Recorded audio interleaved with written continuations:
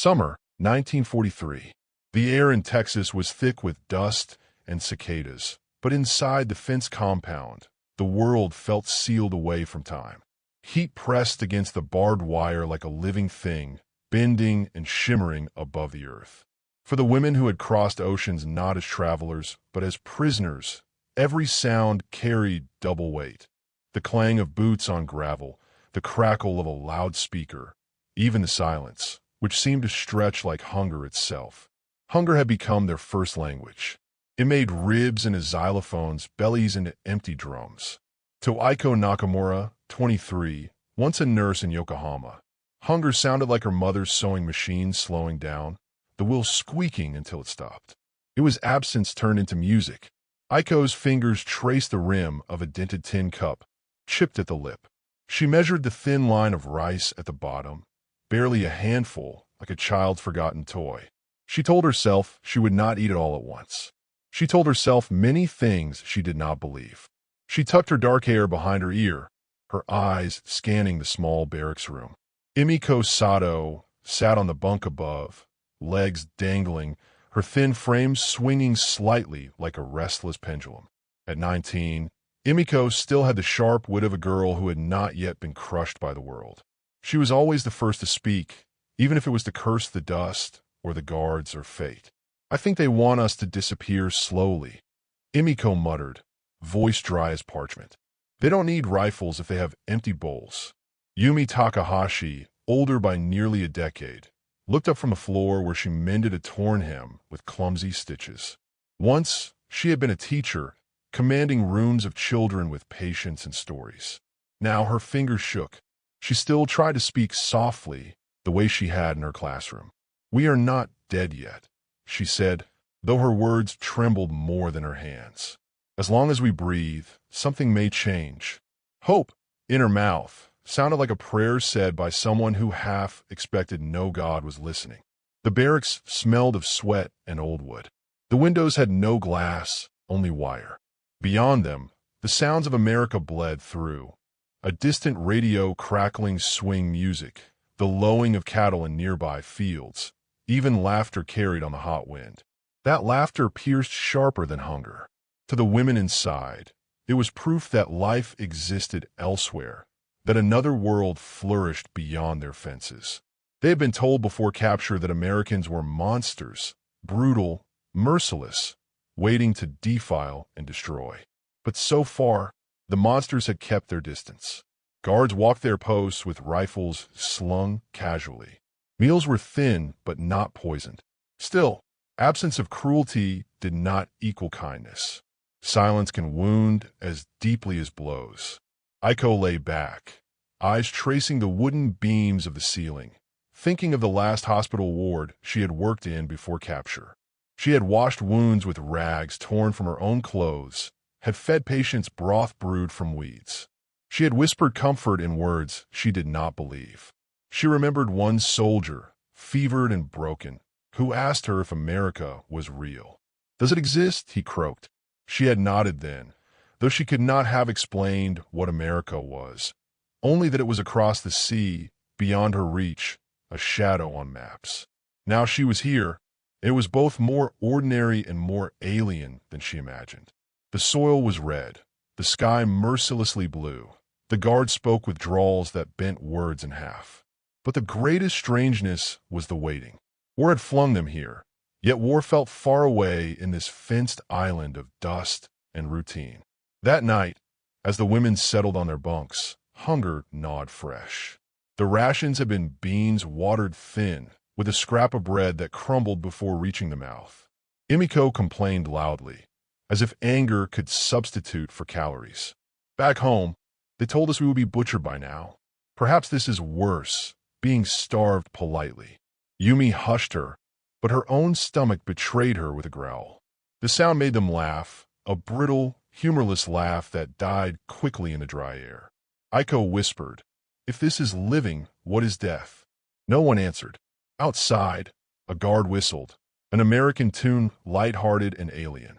It drifted into the barracks like smoke, curling around their silence.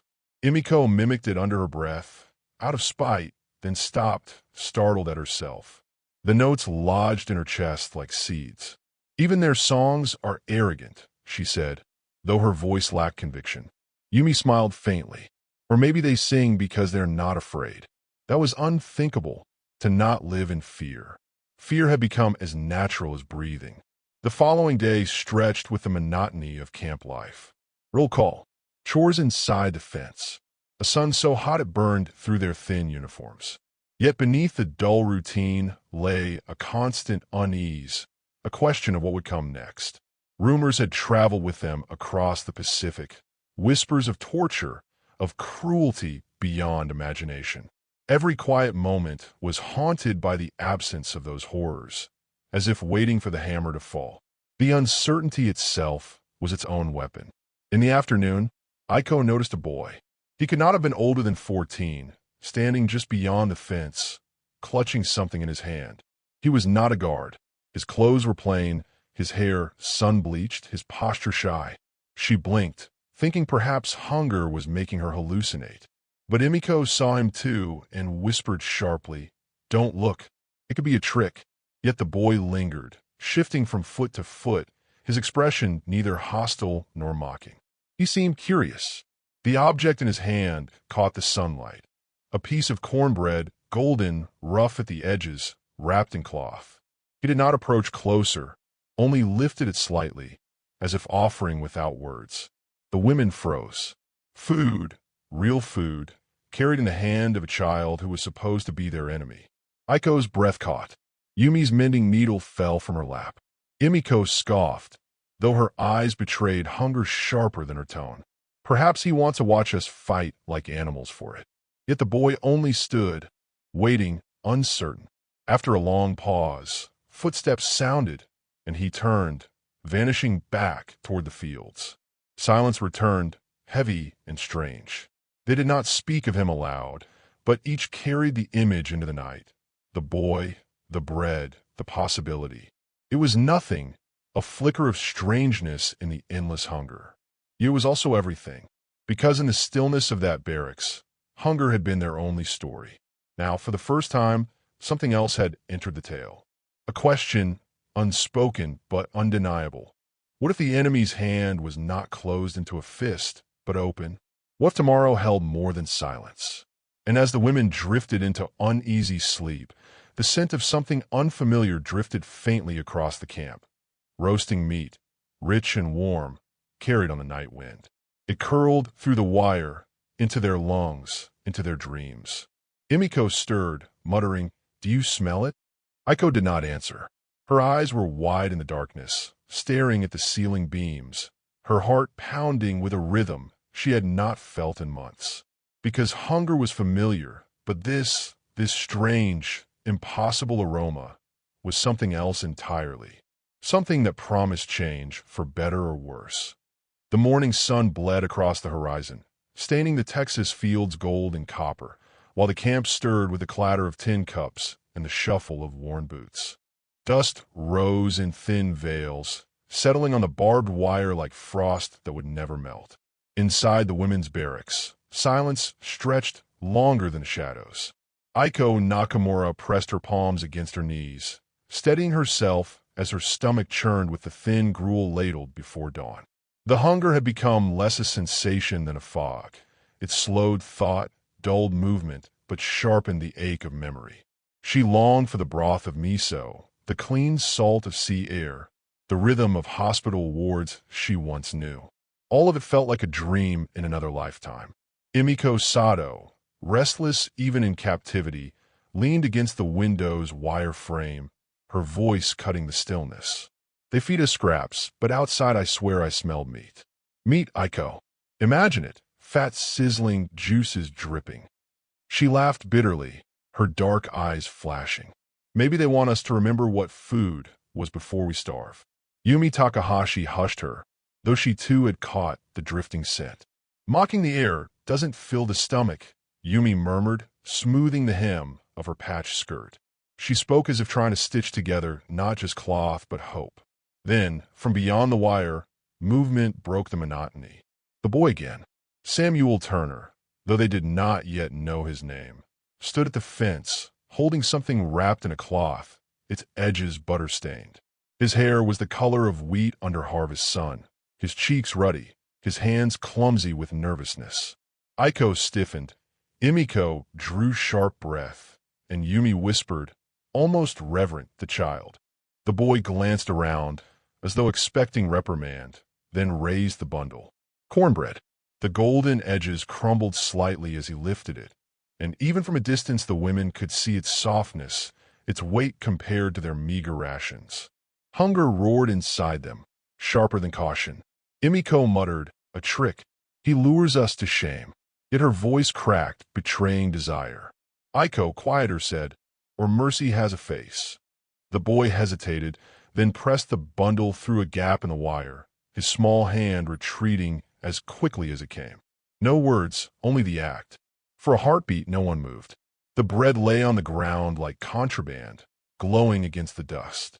Finally, Yumi bent, fingers trembling as she lifted it, cradling it as if it were a newborn. The smell struck them first, sweet, warm, unearthly. They broke it into pieces, cautious yet desperate, and when Aiko placed a morsel on her tongue, it dissolved like sunlight itself had turned edible. Tears pricked her eyes. Emiko, chewing fast, whispered, if this is a trap, I will thank the devil himself. That night, whispers swirled through the barracks like smoke.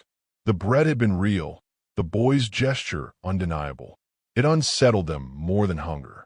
For propaganda had painted Americans as demons, cruel and unfeeling. Yet demons did not bring bread with shy, fumbling hands. Yumi spoke softly. Perhaps they are not as we were told. Emiko scoffed, though less convincingly. Or perhaps that boy is mad. Aiko said nothing. Her thoughts tangled between disbelief and a dangerous yearning that maybe, just maybe, the enemy carried kindness in their bones. The following afternoon the boy returned, bolder. This time he pressed closer to the fence, clutching not bread but an apple, red as fresh blood.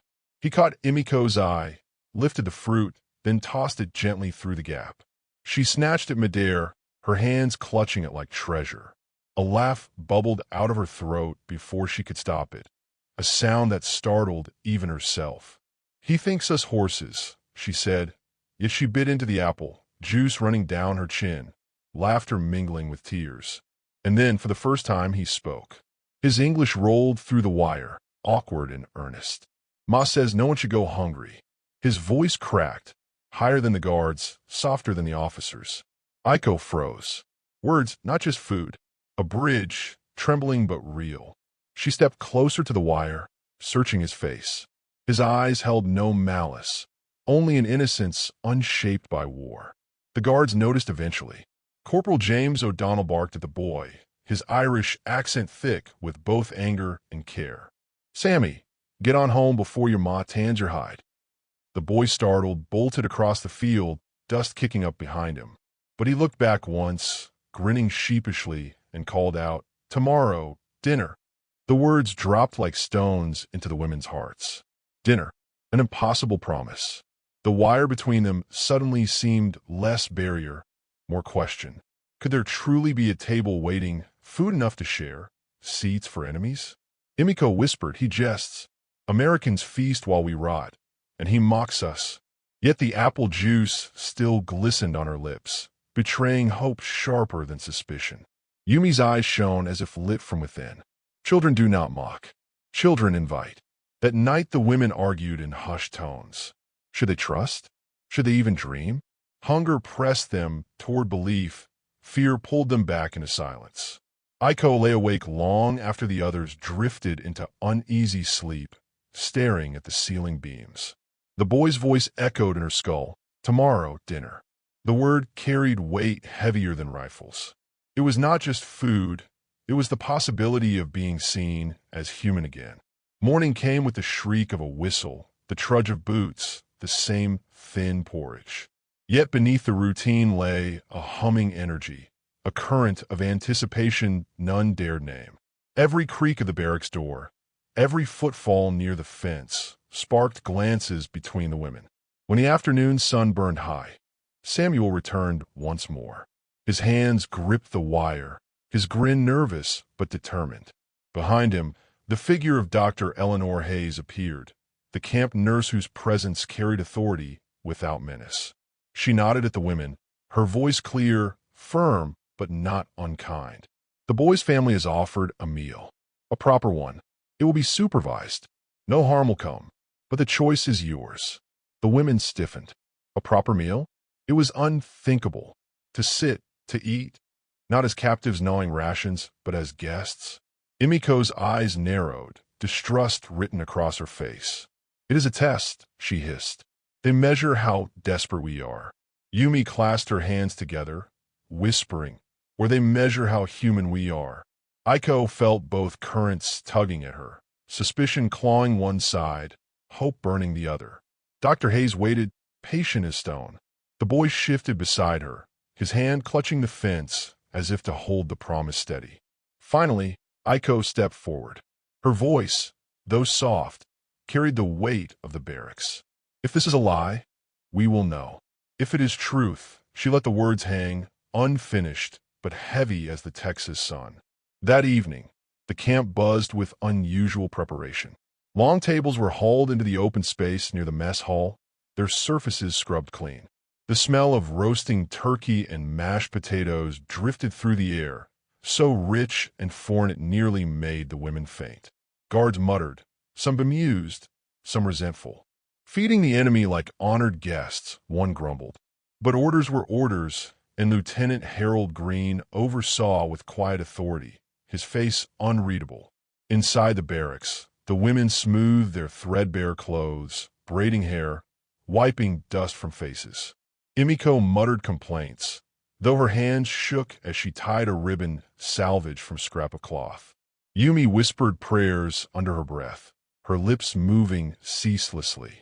Aiko said nothing, but her heartbeat drummed in her ears, faster than it had in months. As dusk fell, lanterns were lit, casting golden halos over the tables.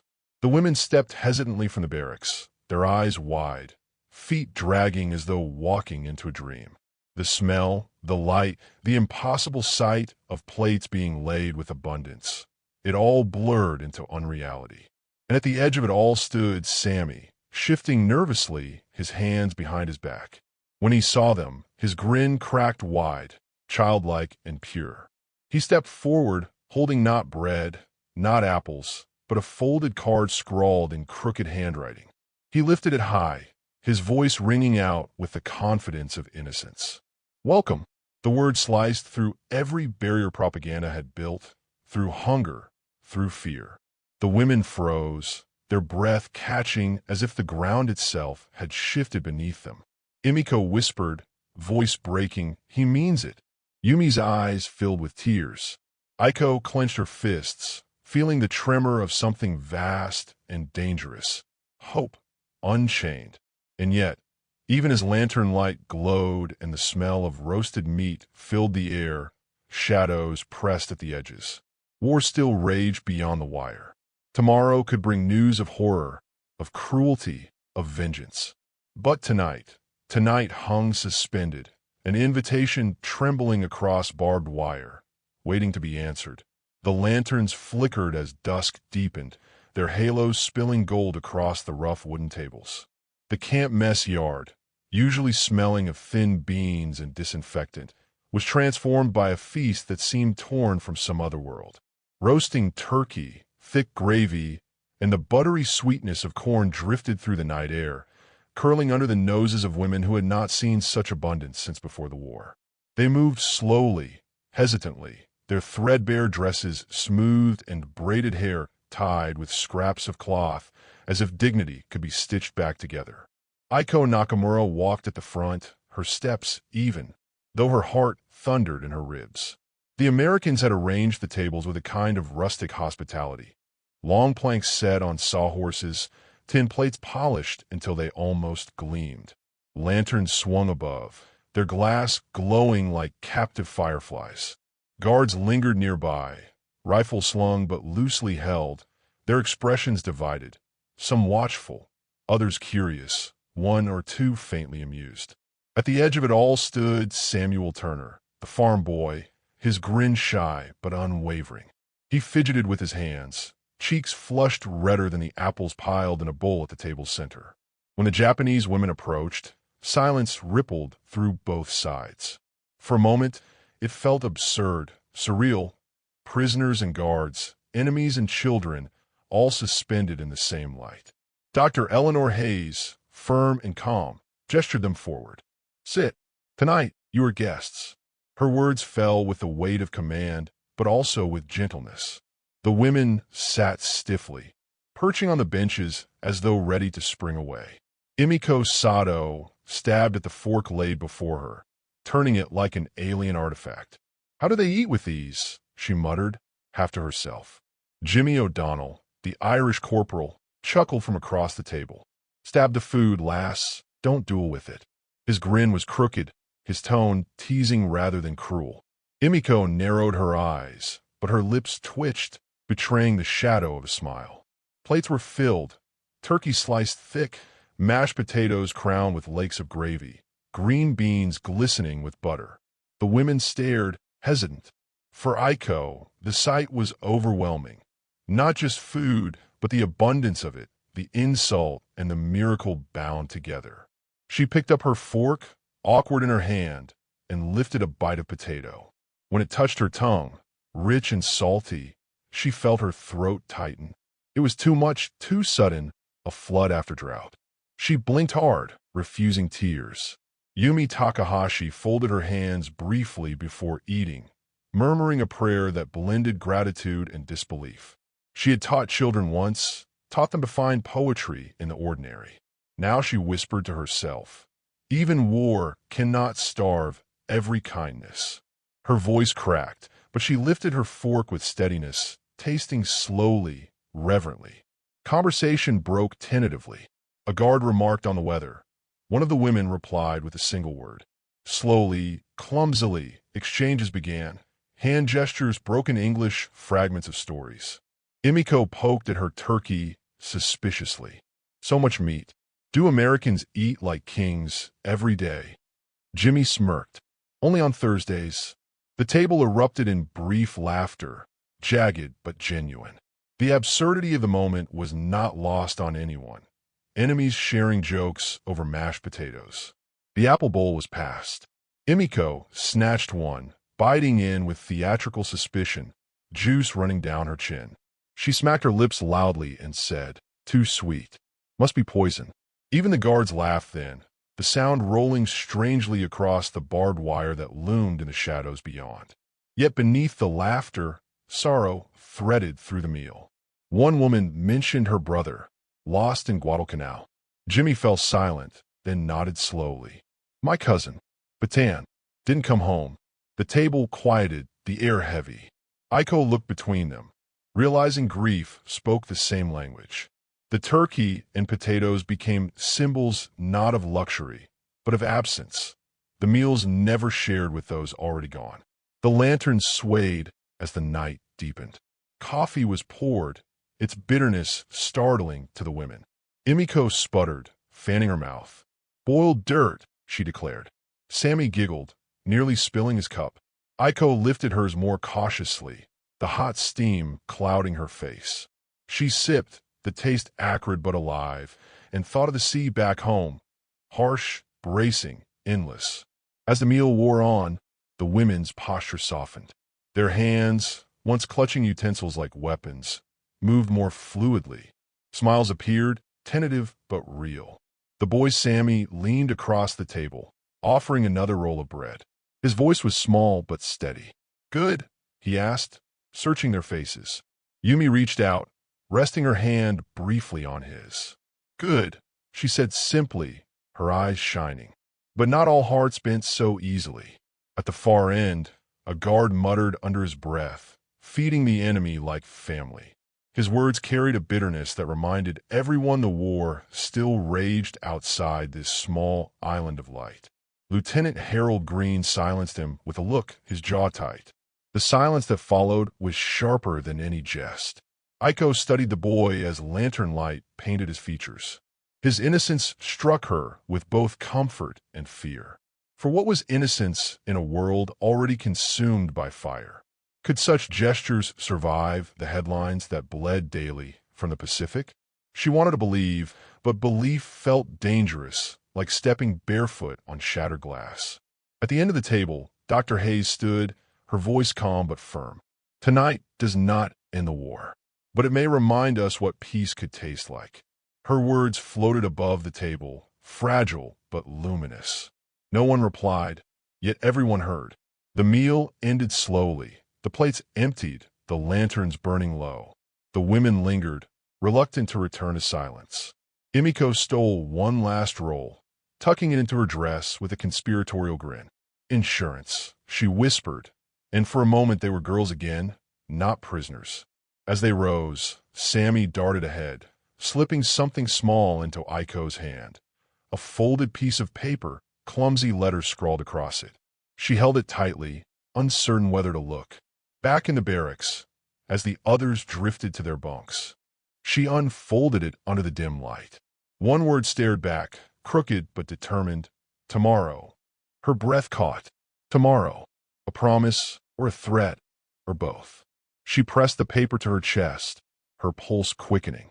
Beyond the wire, beyond the lantern light, the world burned with war. But inside her hand was proof of another possibility, fragile as paper, dangerous as hope. Rain swept over the Texas plains in sheets, drumming on tin roofs and hissing against the barbed wire. The camp, usually dry and brittle with dust, had been transformed into a mire of mud and shadows. The women sat huddled in the barracks, listening to the storm lash against the walls, their bodies tense as if the wind itself carried whispers of the Pacific War. Aiko Nakamura pressed her hands together, not in prayer, but in an effort to steady her racing thoughts. The meal at the long wooden tables still lingered in memory. Warm food, laughter, even brief moments of connection, but the world outside refused to allow peace to last. The news had arrived earlier that day, stark and unforgiving. Saipan had fallen.